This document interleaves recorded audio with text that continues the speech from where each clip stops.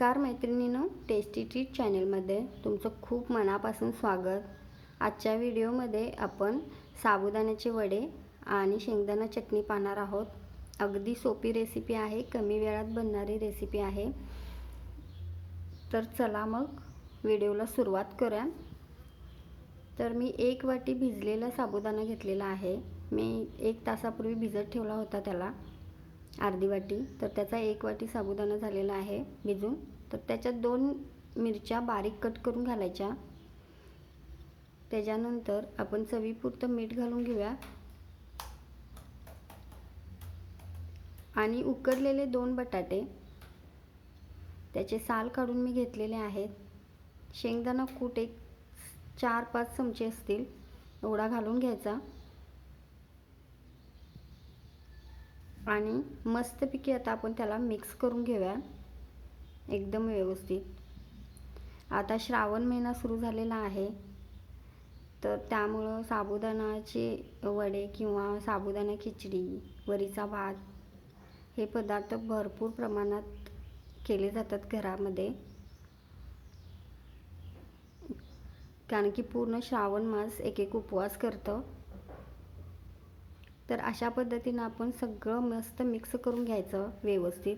तर मी कोथिंबीर घातलेली आहे, तुम्ही जर कोथिंबीर खात नसाल तर स्किप करू शकता। हे बघा आपलं आता मिक्स करून झालेलं आहे। तर याचे आपण छोटे छोटे गोळे करून घेऊया अशा पद्धतीने आणि थोडंसं प्रेस करायचं।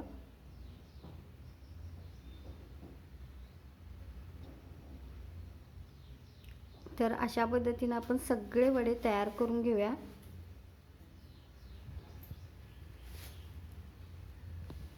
तर बघा आपले वडे ही तयार आहेत।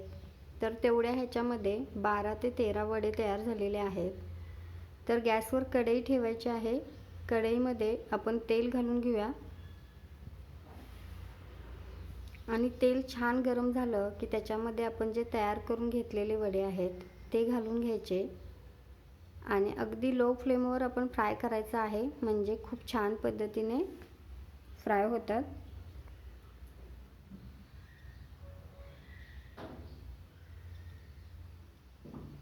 जर तुम्ही माझ्या चॅनलवर नवीन असाल तर चॅनलला सबस्क्राईब करायला विसरू नका आणि व्हिडिओ शेवटपर्यंत नक्की पाहत जा।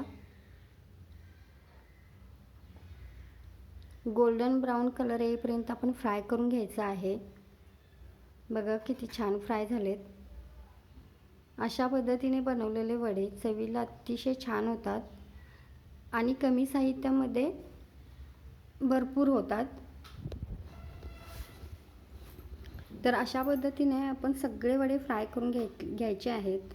तर वडे फ्राय होईपर्यंत आपण शेंगदाणा चटणी करून घेऊया। तर मी 1 वाटी शेंगदाणे घेतलेले आहेत, त्याचे सालं पण काढून घेतलेले आहेत। ते भाजून घेतलेले शेंगदाणे आहेत।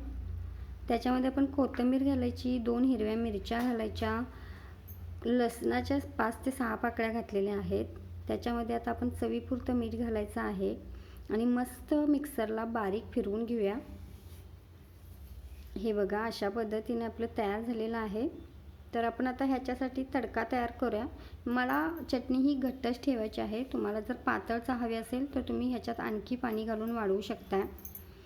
तर गॅसवर मी एक लहान पातेलं ठेवलेलं आहे, त्याच्यामध्ये आपण 1-2 चमचे होईल एवढं तेल घालूया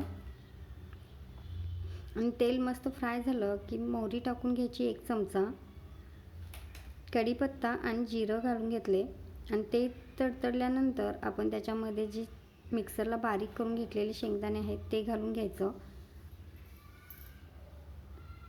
आणि मस्तपैकी परतून घेऊया। ते परत व्यवस्थित हलवून घ्यायचं आहे।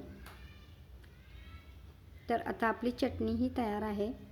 तर आपण आता प्लेट लावून घेऊया। तर बघा किती छान तयार झालेले आहेत। तर तुम्हाला ही रेसिपी कशी वाटली ते कमेंटमध्ये नक्की सांगा आणि चॅनलला सबस्क्राईब करायला विसरू नका। व्हिडिओ शेवटपर्यंत नक्की पहा। धन्यवाद।